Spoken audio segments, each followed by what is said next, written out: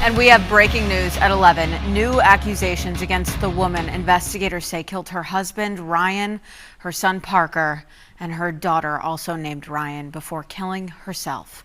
Emily Long's boss says money she had access to had been disappearing for more than a year, more than $660,000.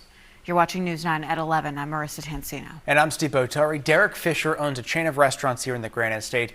He says that money started disappearing before Emily Long's husband was even diagnosed with cancer, and Fisher eventually went to the police. WMUR's Amani Fleming has been following this for us. Amani? Well, Steve, Derek Fisher says he felt like he really had no other option than to go to law enforcement about this. And he says he's heartbroken and that he's devastated over the deaths of Emily Long and her family. Now, according to an official Hampton police complaint filed by Derek Fisher on August 11th, he was suspicious that Emily Long, his director of operations, was stealing money from his business. He says they've been working together since 2018. June 18th is when Fisher says he and his bookkeeper started looking into a large quantity of checks that were being written to Emily personally. Derek says he questioned her about those checks, but she didn't really have an answer for him. He says he asked for 3 months of her bank statements, and he didn't get those until August 5th. Derek says the bank told him that those statements had been manipulated, that there were pages missing. He says at one point, out of the blue, Emily told him she could resign or Derek could fire her. And he says more than anything, he was left feeling confused. There's really no answer.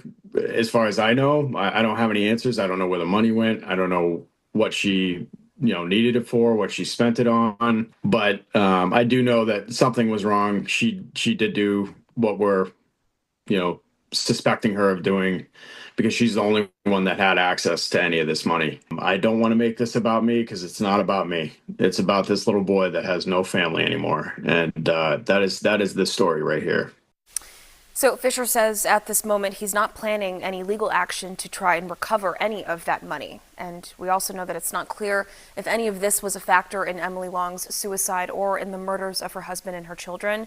When I spoke to the Attorney General's office last Wednesday, they told me there's usually more than one reason cases like this happen.